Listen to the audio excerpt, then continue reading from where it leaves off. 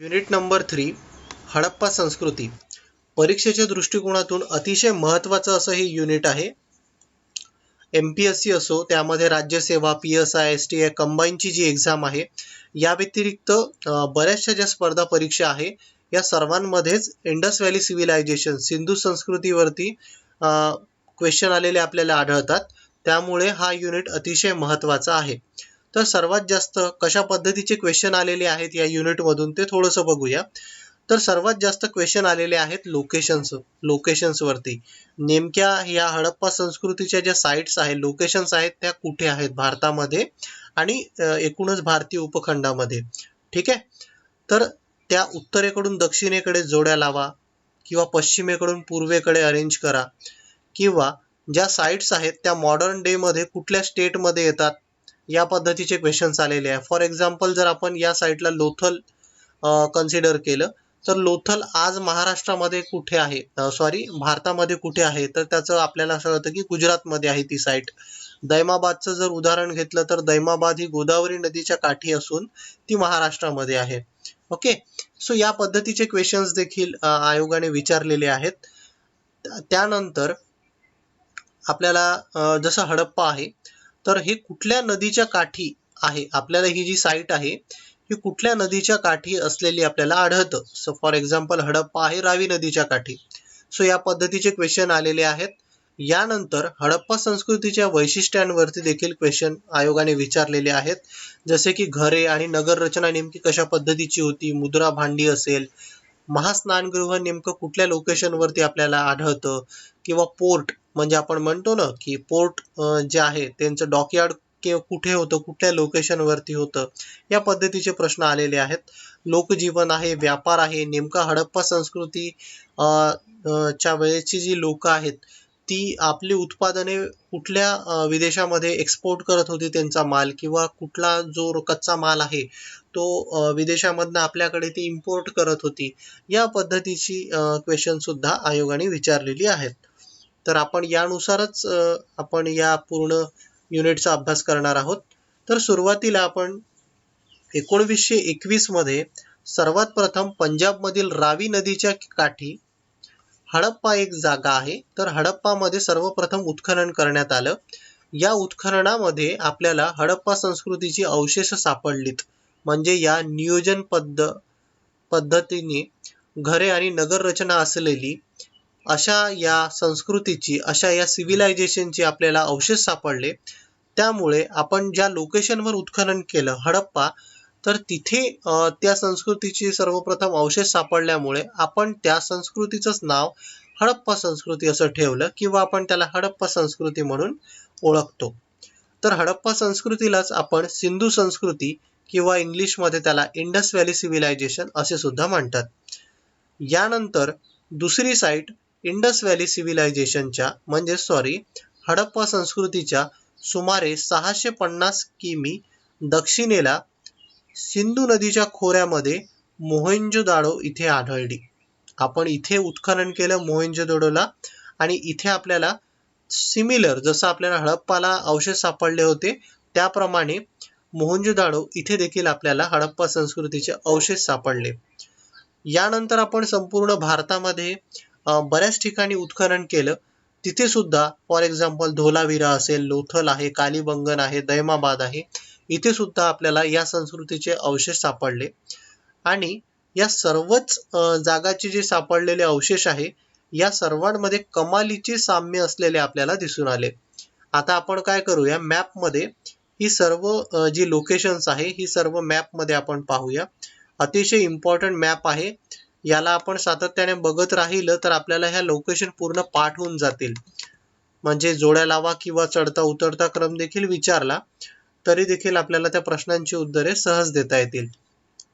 तर हा मॅप आहे भारतीय उपखंडाचा.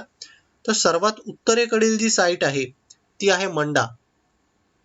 ही आपल्याला इथे वरती दिसेल मंडा. सर्वात उत्तरेकडील जी साईट आहे ती आहे मंडा.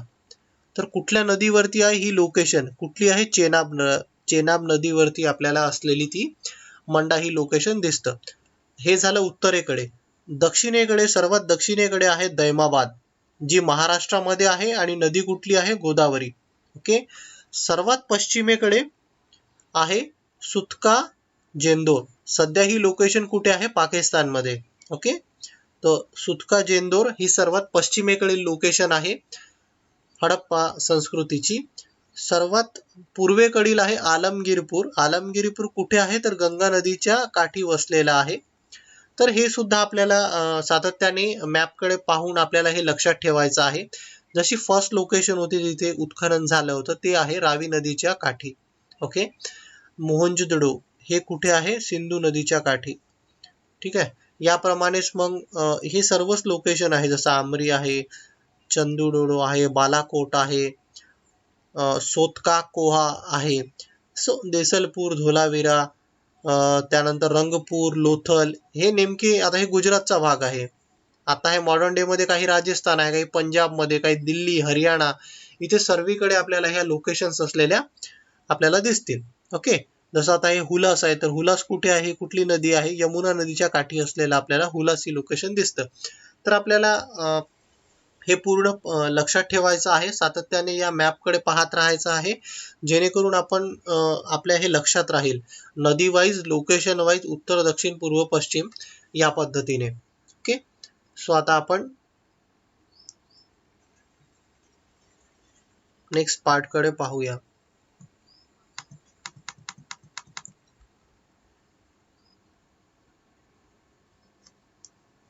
तर इत्यादी ठिकाणीही उत्खननात अशाच प्रकारचे अवशेष सापडले आहेत. आता हडप्पा संस्कृतीची काही ठळक वैशिष्ट्ये आहेत. ती कुठली? तर हडप्पा संस्कृतीची वैशिष्ट्ये सर्वसाधारणपणे सर्वत्र सारखीच आढळतात.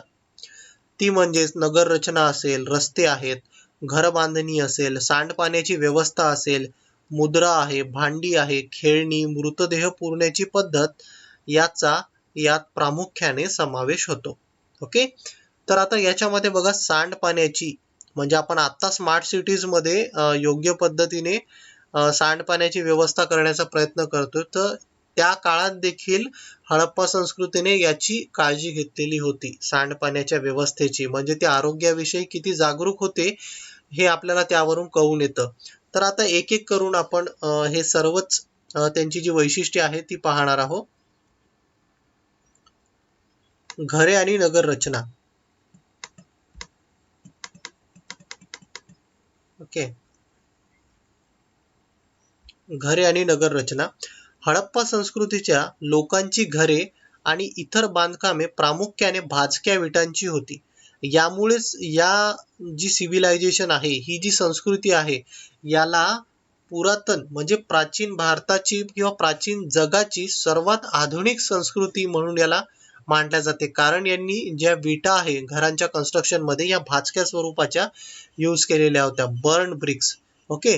पण इजिप्तच्या ज्या संस्कृती वगैरे आहे ते आपल्यापेक्षा जरी ओल्ड असेल तरी त्यांनी कच्च्या विटांचा वापर केलेला आहे. त्यामुळेच आपली जी संस्कृती आहे याला मॉडर्न असं म्हटलं जातं. त्यामुळे हा पॉइंट लक्षात ठेवा, भाजक्या विटांचा वापर त्यांनी घरांच्या कन्स्ट्रक्शन मध्ये केलेला होता. तर काही ठिकाणी कच्च्या विटा आणि दगडांचा वापरही बांधकामासाठी केला जाईल. मधोमध चौक. ओके. मधोमध चौक आणि त्याभोवती खोल्या, अशा प्रकारची घरांची रचना असेल. हे सर्वच पॉइंट ॲज इट इज आपल्यासाठी इम्पॉर्टंट आहे, त्यामुळे याच्यामधलं काहीच आपल्याला स्किप करता येणार नाही. घरांच्या आवारात विहिरी, हे आपण पाहतो, हे घर असेल तर हे इथे विहीर आहे. ओके. स्नानगृहे, शौचालय असत. सांडपाणी वाहून नेण्याची उत्तम व्यवस्था असेल. त्यासाठी मातीच्या भाजक्या पन्हाळीचा उपयोग केला जाईल. रस्त्यावरील गटारे विटांनी बांधून काढलेली होती, ती झाकलेली असत. यावरून सार्वजनिक आरोग्याबद्दल ती किती जागरूक होते हे आपल्याला दिसून येतं. म्हणजे आज सुद्धा आपले जे शहर आहेत हे इथे सर्वीकडेच त्यावरती झाकलेलं वगैरे आपल्याला दिसत नाही, पण त्या काळात देखील ह्या संस्कृतीने आरोग्याची काळजी म्हणून सर्वीकडे अगदी नीटनेटकं प्रॉपरली हे सर्व मेंटेन केलेलं होतं. ओके. यानंतरचं आपल्याला एक वैशिष्ट्य असं म्हणता येईल, ती म्हणजे मुद्रा आणि भांडी. भांडी. एक आपण बघितलं त्यांची घरे कशाची बनलेली होती, तर भाजक्या विटांची, कच्च्या विटा आणि दगडांचा. ओके. आता पाहूया आपण मुद्रा आणि भांडी.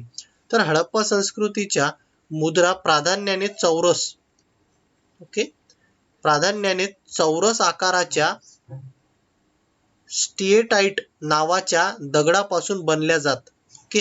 यावरती क्वेश्चन आलेला होता मागच्याच राज्यसेवेमध्ये, हा प्रश्न होता. स्टिएटाईट नावाच्या दगडापासून बनल्या जात. मुद्रांवर विविध प्राण्यांच्या आकृती आहेत. यामध्ये हे सुद्धा इम्पॉर्टंट आहे, यामध्ये UPSC ने क्वेश्चन विचारलेला होता की या संस्कृतीला घोडा हा अवगत होता की नाही, त्यांना माहिती होता की नाही घोडा. ओके. तर त्यांना ते माहिती नव्हतं. सो अशा पद्धतीने इथे आपल्याला क्वेश्चन्स आलेले दिसतात. जसं बैल त्यांना माहिती होता, त्यांनी त्याचा वापर केलेला आहे भांड्यांवरती चित्र म्हणून. म्हैस माहिती होती, हत्ती माहिती होती, गेंडा माहिती होता, वाघ माहिती होता. यांसारखे खरेखुरे प्राणी आणि एकशृंगासारखे कल्पित प्राणी पाहावयाला मिळतात. इतर प्राण्यांच्या आकृतीप्रमाणेच मनुष्याकृतीही आढळतात. या मुद्रा ठसा उमटवण्यासाठी वापरल्या जात असे. ओके. म्हणजे आपण सील म्हणतो ना, राजमुद्रा त्या प्रकारची. म्हणजे आता आपल्याकडे जर सत्यमेव जयते आहे, तर त्यांच्या राजमुद्रा त्या सील साठी हे वापरल्या जात असेल. आपल्याला स्क्रीनवरती त्या मुद्रा कशा होत्या ते बघायला मिळतील. ओके. सो यानंतर हडप्पा संस्कृतीच्या स्थळाच्या उत्खननातून विविध प्रकारची आणि आकारांची भांडी आपल्याला मिळाली. त्यामध्ये लाल रंगांच्या, कलर आहे रेड, लाल रंगांच्या पृष्ठभागावर काळ्या रंगाने नक्षी काढलेली भांडी आहेत. हे एक्झाम्पल. नक्षींच्या नमुन्याचे माशांचे खवले, एकमेकात गुंतलेली वर्तुळे, पिंपळपान यांसारख्या प्रतीकांचा समावेश आहे. हडप्पा संस्कृतीचे लोक मृत व्यक्तीचे दफन करताना त्या व्यक्तीच्या शवाबरोबर मातीची भांडी पुरत असत. हे पण इम्पॉर्टंट पॉइंट आहे. मला वाटतं मागच्याच राज्यसेवेमध्ये हा क्वेश्चन विचारलेला होता. यामध्ये माशांची खवले लक्षात ठेवायची आहे, गुंतलेली वर्तुळे, त्यानंतर पिंपळपान, आणि यासोबत जेव्हा त्या व्यक्तीचा मृत्यू पावत असत तर त्यासोबत ती भांडी पुरलेली आपल्याला तिथे आढळतात. ती भांडी कशा प्रकारची आहेत ती आपल्याला स्क्रीनवरती दिसेल त्यांची. ओके. लाल रंगांची. ठीक आहे.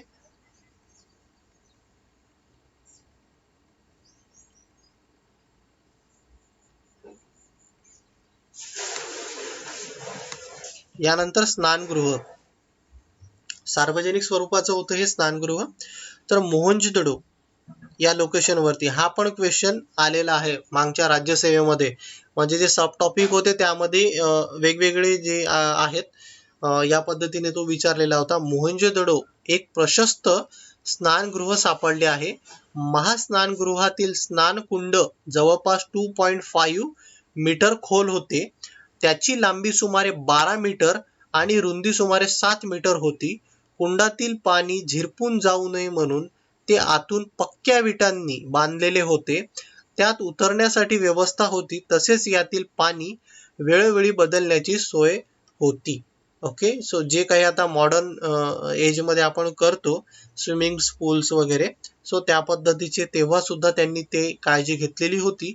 आता जो लेटेस्ट पिक्चर आलेला होता, मला वाटतं ऋतिक रोशन होता त्यामध्ये, तिथे आपल्याला हे स्नानगृह वगैरे बघायला मिळेल. ओके. सो त्याचा फोटो आहे मोहनजोदाडो येथील स्नानगृह. याची जी मोठं लोकेशन आहे, सिंधू नदीच्या काठी वसलेलं जी हडप्पा संस्कृतीचे अवशेष जिथे सापडले, जी लोकेशन आहे मोहनजोदाडो, इथे आपल्याला हे महास्नानगृह असलेले आपल्याला तिथे दिसेल. आता आपण बघूया लोकजीवन. लोकजीवन नेमकं कशा पद्धतीचे होते, तर हडप्पा संस्कृतीचे लोक हे शेती करत होते. ठीक आहे. शेती करत होते, त्यामुळेच ते भरभराटीला आलेली संस्कृती होती असं आपण म्हणू शकतो. कालीबंगन येथे नांगरलेल्या शेतीचा पुरावा मिळालेला आहे. हे इम्पॉर्टंट आहे. अच्छा, मोहनजोदाडो इथे महास्नानगृह, कालीबंगन इथे शेतीचे अवशेष सापडलेले आहे, नांगरलेल्या शेतीचे. ठीक आहे. त्याच्यामुळे ही लोकेशन एक इम्पॉर्टंट होते. तेथील लोक विविध पिके घेत असत. त्यामध्ये गहू आहे, सातू आहे, बार्ली ही मुख्य पिके होती. राजस्थानमध्ये आता याच्यामध्ये काय मुख्य पिके कुठली म्हणजे गहू आणि सातू बार्ली ही मुख्य पिके होती. त्यानंतर आता आपल्याला इथे याला थोडं नोट्स फॉर्मॅटमध्ये बनवायचं आहे. राजस्थानमध्ये सातूचे पीक, ठीक आहे, सातूचे पीक. गुजरातमध्ये नाचणीचे पीक मोठ्या प्रमाणावर घेतले जाई. याखेरीज वाटाणा, तीळ, मसूर इत्यादी पिके काढली जात. हडप्पा संस्कृतीच्या लोकांना कापूस माहिती होता. ओके, तर हडप्पा संस्कृतीच्या लोकांना कापूस देखील माहिती होता. हे इम्पॉर्टंट पॉइंट आहे. अशावरती पण कन्फ्युजिंग क्वेश्चन आलेले आहेत. गहू, सातू, राजस्थानमध्ये सातूचे पीक, तांदूळ नाही आहे इथे, ठीक आहे, मोठ्या प्रमाणावर घेतले जाई. याखेरीज वाटाणा आहे, तीळ आहे, मसूर आहे आणि यांना कापूस देखील अवगत होता. हे लोकेशन आहे. राजस्थानमध्ये सातू आणि गुजरातमध्ये नाचणी, ठीक आहे. उत्खननात मिळालेले पुतळे, मुद्रांवरील चित्रे आणि कपड्यांचे अवशेष इत्यादी पुराव्यावरून ते कापड विणत असावेत आणि स्त्री आणि पुरुषांच्या पोशाखात गुडघ्यापर्यंतचे वस्त्र आणि उपरणे यांचा समावेश होता. से आपल्याला इथे एक फोटो उदाहरणा म्हणून आपल्याला इथे पाहता येईल.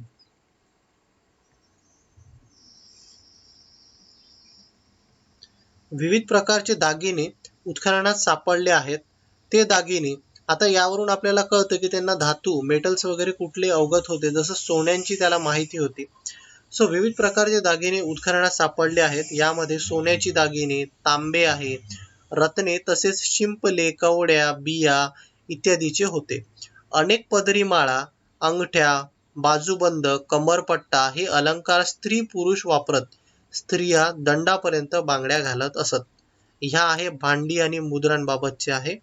तर हे आपल्याला इथे दिसेल. ओके, यांचे आपल्याला हे पाहायला मिळतील दागिने.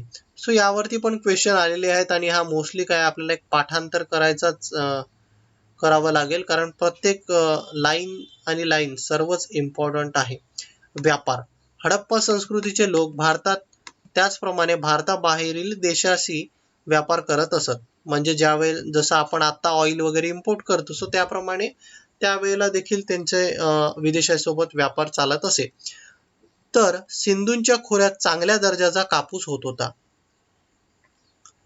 तो पश्चिम आशिया, त्यानंतर दक्षिण युरोप, इजिप्त या प्रदेशात निर्यात होत असे. म्हणजे हडप्पा संस्कृतीची लोक जी आहे, त्यांच्या भागामध्ये चांगल्या दर्जाचा कापूस होत होता, तर तो कापूस ते पश्चिम एशिया, युरोप, दक्षिण युरोप, इजिप्त या प्रदेशांना ते निर्यात करत असे आणि सुती कापड देखील निर्यात होत असे. आणि इजिप्तमध्ये मलमलीचे कापड हडप्पा संस्कृतीचे व्यापारी पुरवत असत. ओके, सो आपला विदेशाशी व्यापार किती जुना आहे हे यावरून आपल्याला कळतं. तर काश्मीर असेल, दक्षिण भारत, इराण, अफगाणिस्तान, बलुचिस्तान येथून चांदी, जस्त, मौल्यवान खडे, मानके, देवदार लाकूड इत्यादी वस्तू आणल्या जात असत. म्हणजे काश्मीर असेल, दक्षिण भारत असेल, इराण असेल, अफगाणिस्तान, बलुचिस्तान येथून चांदी हे त्या लोकेशन मध्ये सापडत नव्हते, सिंधूच्या तिथे. त्यामुळे ह्या ज्या संस्कृती आहेत, ह्या सर्व ज्या बाबी आहेत, ह्या ते इम्पोर्ट करत असत.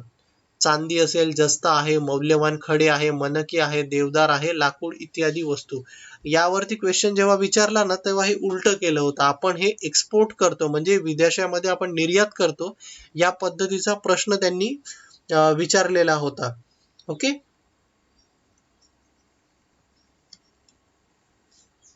परदेशाशी चालणारा जो व्यापार आहे, हा खुष्कीच्या मार्गाने, जो आपण फर्स्ट युनिट मध्ये बघितला, खुष्कीच्या मार्गाने, आपण त्याला रेशीम मार्ग सुद्धा म्हणतो. तर खुष्कीच्या मार्गाने आणि सागरी अशा दोन्ही मार्गाने होत असे. उत्खननात सापडलेल्या काही मुद्रांवर जहाजांची चित्रे कोरलेली होती. लोथल येथे प्रचंड आकाराची गोदी म्हणजे पोर्ट आहे. आता जसं आपण पाहतो ना मुंबई हाय वगैरे, तर जे हडप्पा संस्कृतीचं सर्वात मोठं जे पोर्ट आहे हे या जागीच आपल्याला सापडतं, लोथल या ठिकाणी. लोथल हे आत्ता गुजरातमध्ये आहे. ठीक आहे, तर प्रचंड आकाराची गोदी सापडलेली आहे. हडप्पा संस्कृतीचा व्यापार हा अरबी समुद्राच्या किनाऱ्याने चालत असे. म्हणजे आपण जर तिकडे बघितलं आता आपण म्हणजे बंगालच्या उपसागराकडे, तर तिकडे तर हडप्पा संस्कृतीच नव्हती. त्यामुळे अरबी समुद्राच्याच मार्गाने हा जो त्यांचा व्यापार होता तो मोठ्या प्रमाणामध्ये चालत होता.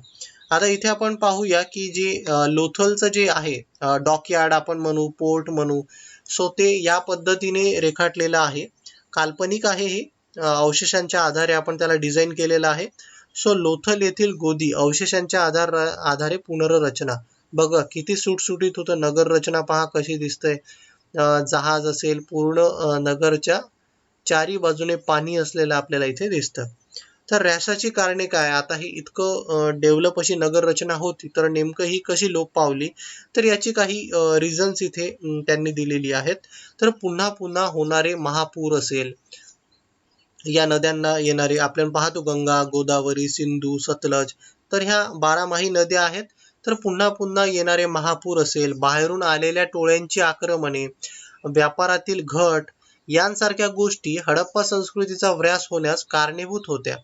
त्याचबरोबर पर्जन्यमान कमी होणे, नद्यांची पात्रे कोरडी पडणे, भूकंप, समुद्र पातळीवरील बदल यांसारख्या कारणामुळेही काही स्थळे उजाड झाली. अशा कारणांमुळे लोकांनी मोठ्या प्रमाणावर स्थलांतर केले आणि हडप्पा संस्कृतीमधील शहरांचा ह्रास होत गेला. हडप्पा संस्कृती ही भरभराटीला आलेली संपन्न अशी नागरी संस्कृती होती. तिने भारतीय संस्कृतीचा पाया घातला.